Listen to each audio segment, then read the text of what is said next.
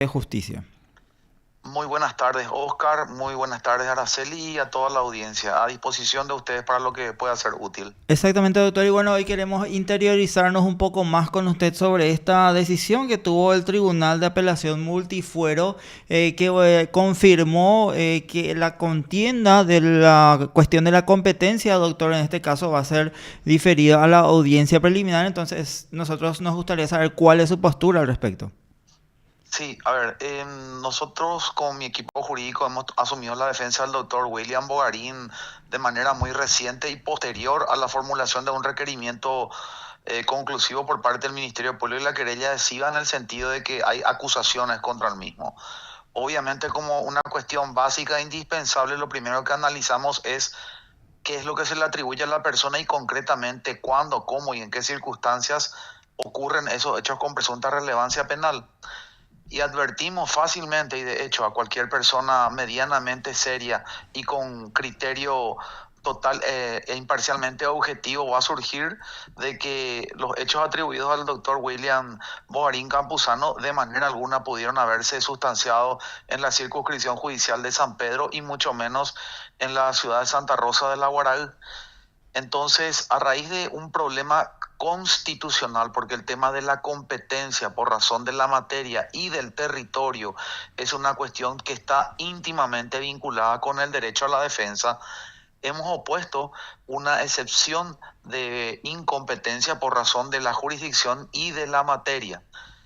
Esa excepción fue tramitada, o mejor dicho, una vez que hemos planteado al medio de defensa, el magistrado dictó una providencia diciendo de que lo iba a tratar en la audiencia preliminar.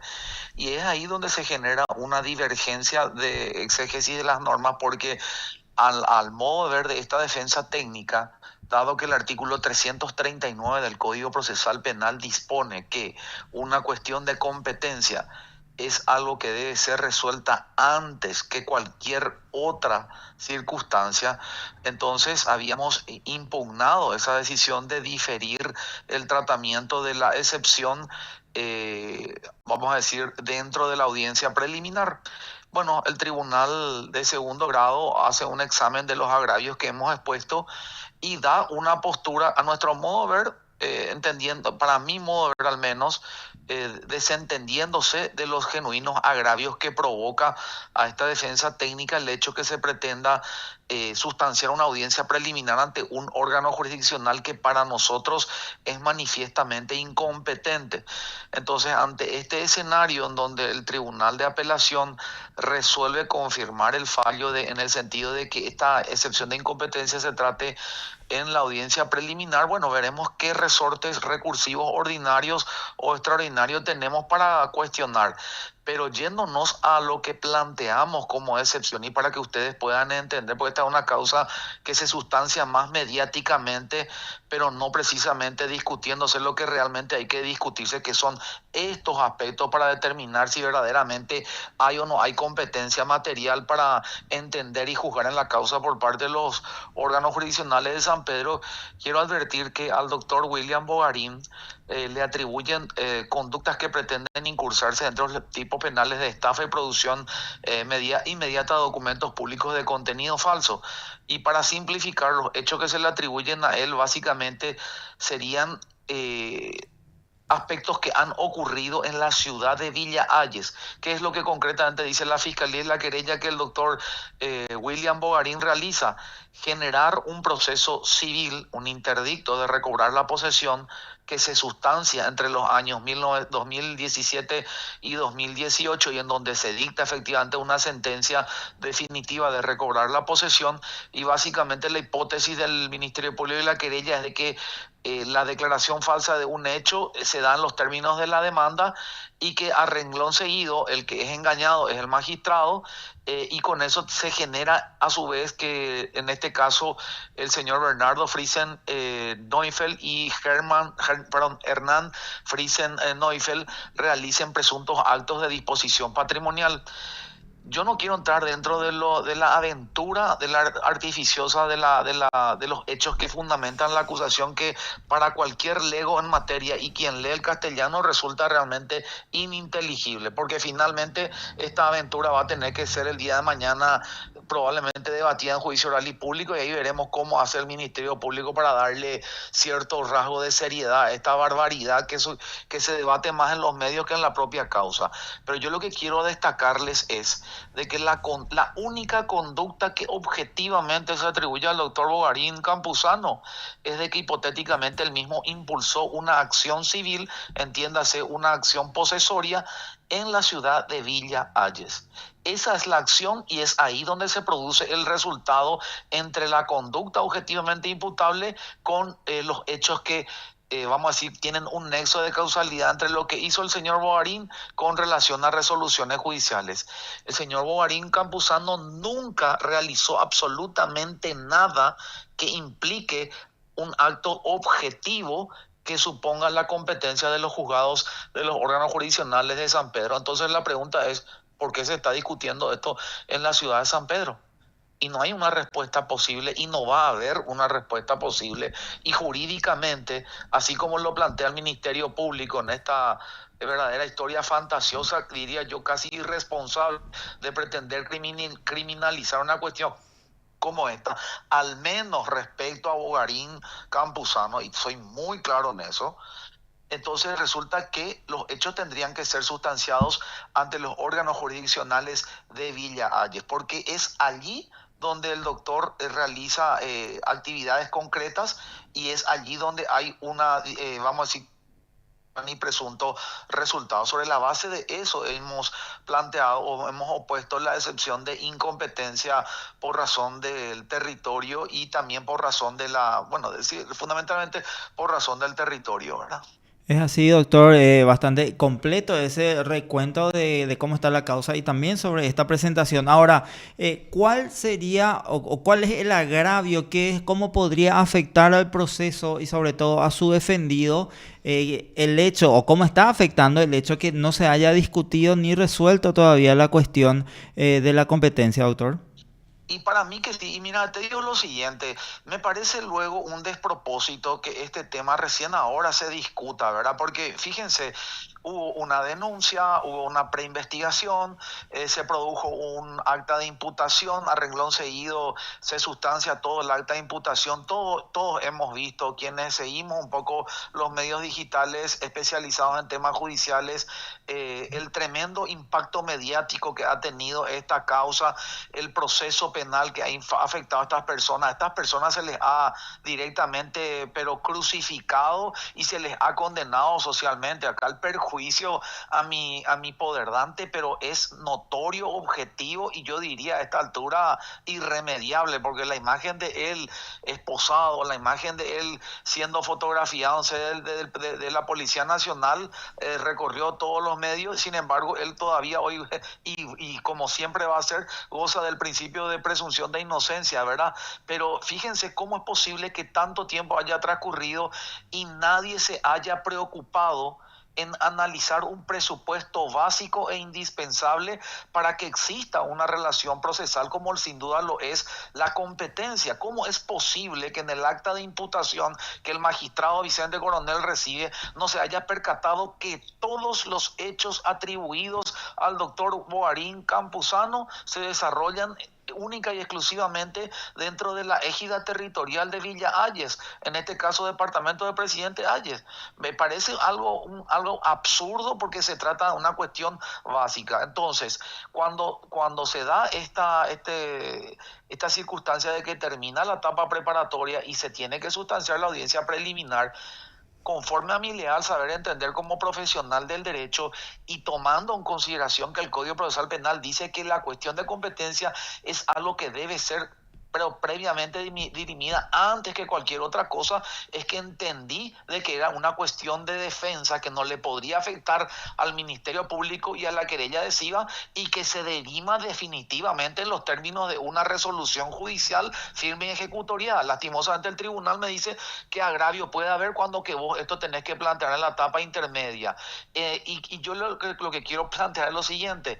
Resulta que ahora, en virtud de esta resolución, me fuerzan, me obligan, me conminan a tener que ir a una audiencia preliminar ante un juez que considero incompetente para que el mismo también se pronuncie sobre cuestiones de fondo que hacen a aspectos propios que uno puede plantear en la audiencia preliminar, cuando que yo estoy diciendo, vos sos un magistrado que no tenés competencia por razón del territorio. Es total y absolutamente contradictorio. Para mí, el agravio fundamental está en la limitación del derecho a la defensa, objetivado por el hecho de que nuestros argumentos, que los estoy exponiendo ahora, no fueron atendidos por el juez de primera instancia, del juez penal de garantías primeramente, y a renglón seguido por un tribunal de segundo grado. Para mi criterio, esta es una causa que finalmente, si es discutida en el ámbito territorial donde debe serlo, no va a tener el impacto que está teniendo, y tampoco la arbitrariedad ni la desviación de poder que se observa existen tanto por parte de órganos jurisdiccionales de primero y segundo grado como también por parte de los agentes fiscales. ¿Qué es lo que estoy queriendo decir claramente? De que esta es una causa que ha sido maniobrada, que ha sido armada en perjuicio de varias personas, pero que es absoluta y totalmente vacía de conducta típica. Eso es lo que yo básicamente estoy observando. Y aquí, si se respeta la Constitución Nacional y el Código Procesal Penal, en particular el artículo 11 del Código Penal, que estipula claramente cuáles son los presupuestos de determinación de la competencia con relación a la realización de un hecho, claramente esto tendría que ser sustanciado en Presidente Hayes y más concretamente ante los órganos jurisdiccionales ubicados en la ciudad de Villa Hayes. Doctor, y ahí es algo muy importante porque usted bien menciona que esta causa es mediática y que se lleva a tambor batiente, y en este caso otras defensas, no justamente la suya, ya había recusado al juez por muchas cuestiones que ellos consideran inclusive que no deben de concurrir en estos procesos penales.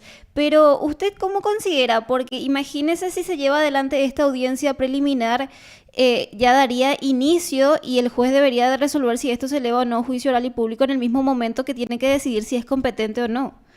Y bueno, y ahí entramos dentro del absurdo, Araceli. Por eso es que la ley, el tribunal de segundo grado, pretendiendo pontificar sobre derecho, me dice que supuestamente yo tengo un error de exégesis respecto al sistema o a la interpretación sistémica del Código Procesal Penal. Sin embargo, yo le respondo, y probablemente en los términos de una inconstitucionalidad también lo he de hacer, ¿qué me dice a mí el artículo 10 del Código Procesal Penal justamente en materia de interpretación de normas que están previstas en el Código Procesal Penal? Todas las normas previstas en el Código Procesal Penal que hagan referencia a las facultades que se confieren a las partes deben ser interpretadas de manera restrictiva, y la posibilidad de una interpretación ampliada o analógica única y exclusivamente se da si se da a favor de la persona sometida a proceso. En este caso se hizo lo contrario, se interpreta de manera restrictiva, pero en perjuicio del derecho de mi poderdante de plantear y proponer un medio de defensa ante un órgano que se considera incompetente, y que se resuelva primeramente eso. Me parece un absurdo y un despropósito total. Por eso es que voy a analizar muy bien qué es lo que vamos a hacer con esto, porque, y esto quiero dejar muy en claro, este no es un planteamiento técnico jurídico que pretende esquivar la audiencia preliminar, de ninguna manera. Lo que nosotros estamos proponiendo de manera fundada, razonable, racional, lógica, es de que la audiencia preliminar se haga ante un órgano jurisdiccional competente por razón del territorio, y tomando en cuenta el escrito de acusación de la Fiscalía y la querella, manifiestamente los hechos no constituyen parte de la competencia territorial de los órganos jurisdiccionales de San Pedro. Pero esta causa tiene muchos ribetes bastante extraños, Araceli y amable audiencia. Esta es una causa que honestamente les digo debería ser susceptible de una revisión y no precisamente del comportamiento de los abogados, sino fundamentalmente de los órganos jurisdiccionales y del Ministerio Público. ¿Por qué? Porque resulta que se plantea la tesis de que unas personas, unos colonos, fueron engañados por un supuesto abogado que reside en San Pedro y que le hace hacer actos de disposición patrimonial. Ustedes saben que en esta causa no está acreditado de ninguna manera de dónde lo que surge el patrimonio que hipotéticamente se objetiva como daño patrimonial. Para hacerle más claro, se habla de un daño patrimonial de $1.600.000. Eso ya quedó impreso en lo que la opinión pública ha venido recibiendo de manera sistémica, persistente. Sin embargo, ustedes no van a encontrar en la cantidad de fojas que hay en la carpeta fiscal de dónde lo que surge que ese patrimonio realmente existía y que fue asignado a una persona determinada. Aquí quiero hacer un paréntesis. Al doctor William Bogarín Campuzano no le dieron un centavo. Un centavo. No hay una esquela. No hay que acredite que él recibió una suma de dinero y mucho menos en los montos que están hablando. Pero más allá de eso, lo que más me preocupa a mí y me llama la atención, que la Fiscalía pretende la aventura de un proceso penal sin que ese patrimonio esté debidamente acreditado. ¿De dónde lo que surge? ¿De dónde estas dos personas físicas quitaron $400.000 y según ellos llegaron a $1.600.000 y que entregaron a una persona de apellido Lubetich, no Campuzano, no Bogarín Campuzano? ¿De dónde quitaron ese dinero? ¿Cómo es posible que tan fácilmente se pueda generar todo un proceso penal, escrachar y prácticamente condenar a personas en los términos de publicaciones periodísticas? Y resulta que una cuestión tan evidente, básica y necesaria como determinar si verdaderamente hubo un acto de disposición patrimonial que sustente la tesis de estafa, resulta que no está acreditado. A mí eso, sinceramente le digo, me llama muchísimo la atención. Esa es la realidad. Me llama la atención que no le interese esto a la DENIT. Me llama la atención qué postura ha tenido la CEPRELAT con relación a este tema, porque hay otra cuestión también. La Fiscalía, el titular de la acción penal pública, básicamente lo que sostiene es que todos estos actos de disposición patrimonial se hicieron en efectivo.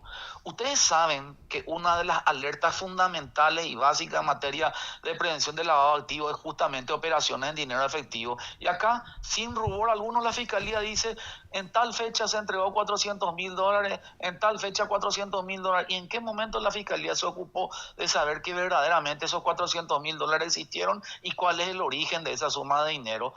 Es decir, ¿por qué digo esto? Porque para la licitud de una acción penal debe haber una licitud del patrimonio que hipotéticamente se afecta. Si no, no sé realmente en qué postura lo que está la Fiscalía defendiendo qué. Realmente le digo, esta es una causa bastante llamativa y creo que única y exclusivamente sostenida en el aspecto mediático. Claro, doctor, bueno, bastante completo y también esta postura que deja abierta una serie de cuestionamientos, también obviamente esta serie de pagos que supuestamente se habrían realizado, pero nosotros, doctor, aprovechando su amabilidad y su tiempo, nos gustaría también comentarle, o sea, que usted nos comente y hablarle también sobre lo recientemente resuelto por la Sala Penal respecto al señor Carlos Granada. Sí, nosotros tenemos una sentencia condenatoria confirmada en segunda instancia que el condenado a través de su defensa técnica había recurrido por vía de un recurso extraordinario de casación que recientemente fue rechazado sin sustanciación por la falta del cumplimiento de ciertos presupuestos legales. Por ende, desde la perspectiva recursiva extraordinaria, la condena quedó firme. Pero ¿qué pasó? Y aquí ya entra el aspecto de ensuciar realmente el proceso, ¿verdad? Resulta de que ellos, en este caso la defensa técnica plantea una reposición contra esta resolución, lo cual es absoluta y totalmente inadmisible, no cabe ninguna reposición, pero no solamente eso, a través de una presentación que realiza el condenado ya con patrocinio de un abogado distinto, recusan a la Sala Penal de la Corte Suprema de Justicia. O sea, empezaron a ensuciar un poco el trámite del proceso. A mí particularmente sinceramente esa parte no me preocupa tanto, les voy a ser muy sincero. ¿Por qué? Ujú. Porque vamos a trabajar jurídicamente para que el Estado de Derecho y en particular el orden jurídico positivo se enseñoree en la causa y bueno, que ese recurso de casación que fue declarado inadmisible tenga el efecto de cumplir la condena que tiene que ser cumplida. Pero sí me preocupa la existencia también de una acción de inconstitucionalidad, porque ¿qué es lo que hicieron los defensores? Plantearon una acción de inconstitucionalidad y un recurso extraordinario de casación contra la sentencia de segunda instancia que confirmó la condena a 10 años. Entonces, por más de que ya el recurso haya sido declarado inadmisible, está pendiente esa acción de inconstitucionalidad. Por eso es que vamos a hacer las presentaciones respectivas ante la máxima instancia judicial, la Sala Constitucional, destacando los fundamentos del por qué corresponde el rechazo in limine de esa inconstitucionalidad. Y todo esto, todo este comportamiento ahora medio obstruccionista, que casi que puede ser calificado como de abuso del derecho, porque imagínense, le recusan a una sala penal que se pronunció sobre una casación posterior al dictado de la resolución. Creo que el hecho por sí mismo es bastante claro y bochornoso. Tiene un fin real. ¿Y cuál es el fin real? Tratar de llegar al mes de noviembre de este año, porque dentro de la tesis defensiva habría una prescripción de una parte de los hechos por el transcurso del doble del plazo de la prescripción. En realidad, más bien a eso es lo que veo que están apuntando. Por eso es que es importante que la Corte Suprema de Justicia, como se ha pronunciado en otros casos, también con la diligencia y cumpliendo siempre estrictamente lo que la Carta Magna y disposiciones de inferior jerarquía prevén, se pronuncien tanto respecto al tema de la acción de inconstitucionalidad como para destrabar este impensado escenario obstruccionista que se plantea ex post al rechazo in limine de la casación, ¿verdad? Doctor, y también nosotros teníamos conocimiento que se le había dado trámite a una acción de inconstitucionalidad en contra de la resolución que elevó y la resolución que confirma la elevación a juicio oral y público de esta causa. ¿Qué conocimiento tiene acerca de eso? Entonces estamos hablando de muchas presentaciones pendientes en el marco de la causa. Sí, Araceli, son cuestiones que ellos han planteado con un fin. Esa acción que me estás refiriendo tenía por objetivo indisimulado evitar el debate oral y público. E imagínate, estaba sostenida en el hecho de que hipotéticamente fueron rechazados incidentes y excepciones y que en segunda instancia se le privó del derecho al recurso, cuando que la Cámara estudió los agravios y explicó por qué los incidentes y excepciones planteados no prosperaban. Uno de ellos era precisamente de que hipotéticamente el objeto del juicio no estaba bien determinado. No es lo que el objeto del juicio no estaba bien determinado. Motivó el enjuiciamiento, motivó un debate oral y público de más de 6 meses. Terminan una condena a 10 años de pena privativa de libertad. Creo que el hecho objetivo de que un colegiado de sentencia haya sustanciado un debate, que se haya producido alegatos iniciales, que se haya debatido el fondo de la cuestión, que se hayan producido pruebas, que haya habido un alegato final donde el Ministerio Público de manera puntillosa, pormenorizada, explicó claramente qué porción de hechos afectó a cada víctima, cómo, qué resultado hubo, cuáles eran los tipos legales aplicables, una descripción pero sumamente detallada de qué es lo que hizo este señor respecto a cada víctima. Creo que eso es un argumento más que suficiente para refutar la tesis de la presunta falta de objeto del juicio y mucho menos que pudiera prosperar cualquiera de los incidentes o excepciones que fueron planteados. Pero todo responde a la lógica de evitar el juicio, que ya se sustanció, y también de alguna u otra manera buscar lo que yo estoy diciendo, y no tengo ningún tipo de problema de decirlo, buscar de que se llegue a noviembre de este año, porque dentro de la tesis de la defensa, como lo hizo ya a los alegatos finales, es de que hipotéticamente habría una prescripción de hecho que obviamente puede impactar gravemente en la causa, ¿verdad? Exactamente, doctor. Bueno, también esta postura es bastante importante teniendo en cuenta que todavía vamos a estar hablando de este proceso, ya que no se ha acabado con todas estas presentaciones que usted manifestó. Nosotros le agradecemos muchísimo su tiempo, doctor, y estas declaraciones estaremos en contacto. Gracias. Yo, miren, finalmente les digo, yo reivindico la labor que a ustedes les compete como hombres de prensa, en particular en el ámbito judicial. Simplemente destacar, y no mucho menos, yo no quiero censurar absolutamente nada de lo que ustedes publican o cualquier otro medio, pero sí lo que quiero destacar es lo pernicioso que muchas veces supone exponer a personas ya como condenados, cuando muchas veces esta causa por el vigor de la prensa nomás, entre comillas, es lo que tiene cierto andamiaje en el ámbito jurisdiccional, cuando que en realidad no existe absolutamente nada. Simplemente someter eso a reflexión y discusión, ¿sí? Por supuesto, doctor. Por Gracias, supuesto, muy doctor, amable por el espacio. muchísimas gracias y vamos a estar también atentos a todas las presentaciones que realice para también poder exponer lo que pretende la defensa y lo que considera correcto en el marco de esta causa. Nosotros lo Muy amable. despedimos y le deseamos que tenga buen resto de jornada. Igualmente, igualmente. Muchas gracias por el espacio. Hasta luego. Adiós.